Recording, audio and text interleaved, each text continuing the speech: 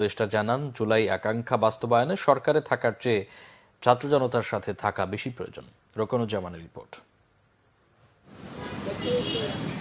মঙ্গলবার দুপুরে প্রধান উপদেষ্টার বাসভবন যমুনায় উপদেষ্টা পরিষদের অনানুষ্ঠানিক বৈঠক অনুষ্ঠিত হয়। সভা শেষে প্রধান উপদেষ্টা অধ্যাপক মোহাম্মদ ইউনূসের কাছে পদত্যাগপত্র জমা দেন তথ্য ও সম্প্রচার এবং ডাক ও টেলিযোগাযোগ উপদেষ্টা নাহিদ ইসলাম। পরে সংবাদ সম্মেলনে পদত্যাগের ব্যাখ্যা দেন জুলাই অভ্যুত্থানের অন্যতম এই নেতা।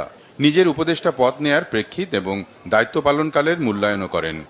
দেশের জাতীয় নিরাপত্তা এবং গণঅভ্যুত্থানের আকাঙ্ক্ষা বাস্তবায়নের লক্ষ্যে আমাদের সেই সময় দায়িত্ব গ্রহণ করাটা আমাদের কাছে মনে হয়েছিল যৌক্তিক।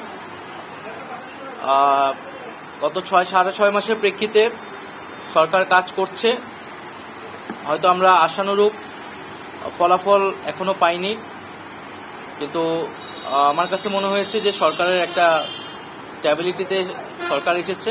বর্তমান পরিস্থিতিতে জুলাই আকাঙ্ক্ষা বাস্তবায়নে নতুন রাজনৈতিক শক্তির সাথে নিজের যুক্ত হওয়ার বিষয়টি স্পষ্ট করেন পদত্যাগী ওই উপদেষ্টা।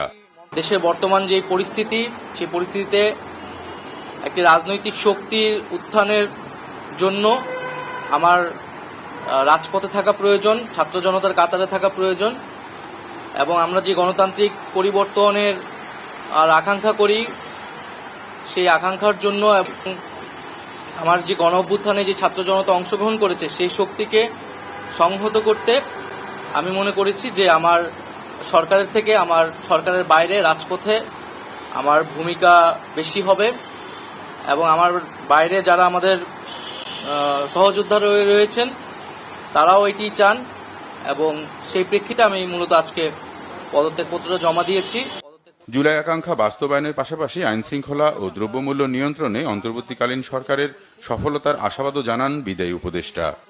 আমি আশা করব যে অন্তর্বর্তীকালীন সরকার সামনের দিনগুলোতে জনগণের যে আকাঙ্ক্ষা, গণঅভ্যুত্থানের যে আকাঙ্ক্ষা, সেই আকাঙ্ক্ষা বাস্তবায়নে তারা সচেষ্ট হবে, এবং দেশের যে আইন শৃঙ্খলা পরিস্থিতি, সেই আইন শৃঙ্খলা পরিস্থিতি এবং দ্রব্যমূল্য নিরসনে তারা সফলতা দেখাতে পারবে।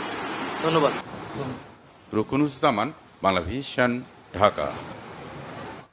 ছাত্র রাজনীতি থেকে সরকারের উপদেষ্টা, সেখান থেকে রাজনীতিবিদ হবার নতুন লড়াইয়ে মাঠে নেমেছেন নাহিদ ইসলাম।